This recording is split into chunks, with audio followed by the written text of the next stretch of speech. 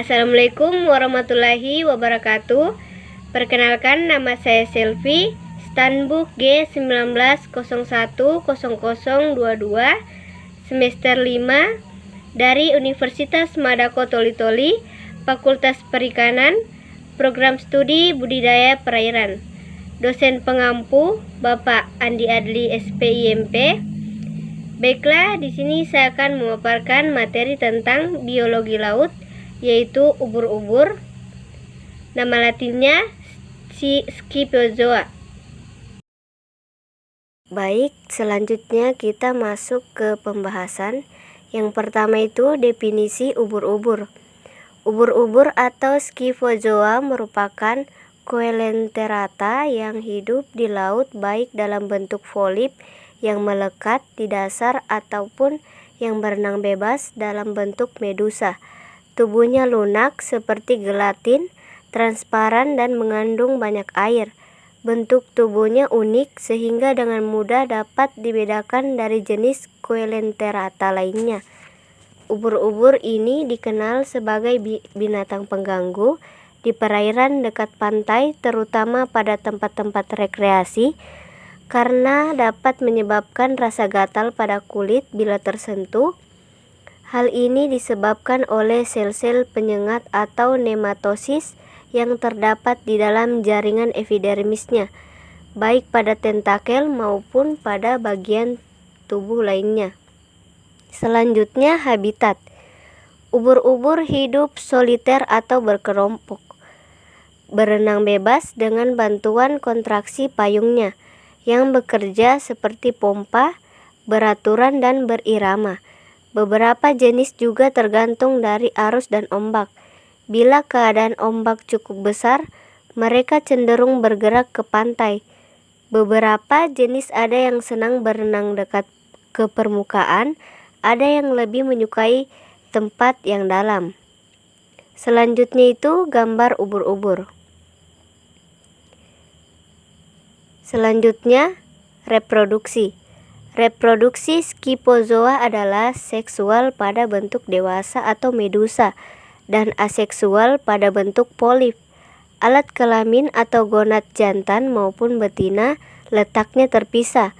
Pada reproduksi seksual, spermatozoa dari hewan jantan keluar melalui mulut dan berenang menuju hewan betina.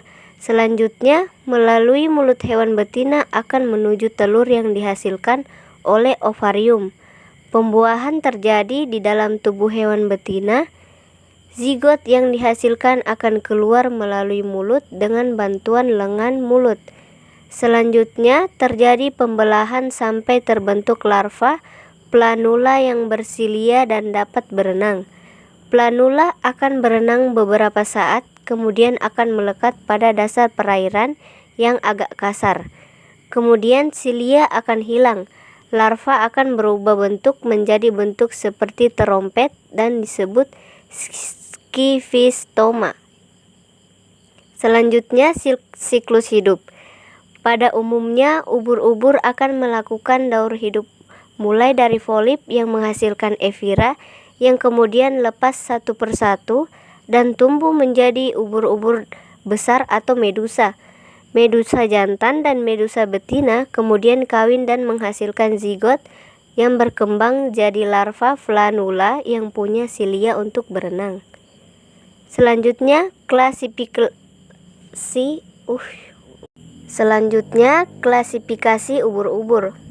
Klasifikasi ilmiah: kerajaan Animalia, filum Cnidaria, kelas Scyphozoa, ordo Coronatae, Semastomeae, Rhizostomae.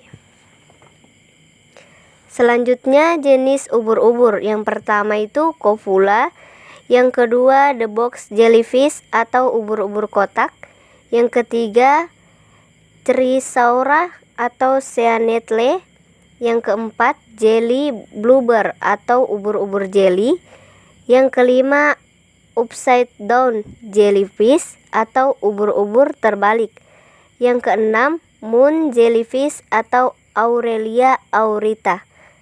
Yang ketujuh, golden jellyfish atau ubur-ubur emas. Yang ketujuh, golden jellyfish atau ubur-ubur emas. Yang ke-8, sea nettle. Itulah hasil pemaparan dari saya. Sekian, terima kasih. Itulah pemaparan dari materi saya. Lebih dan kurangnya mohon dimaafkan. Saya akhiri, wabillahi taufiq wal hidayah. Wassalamualaikum warahmatullahi wabarakatuh.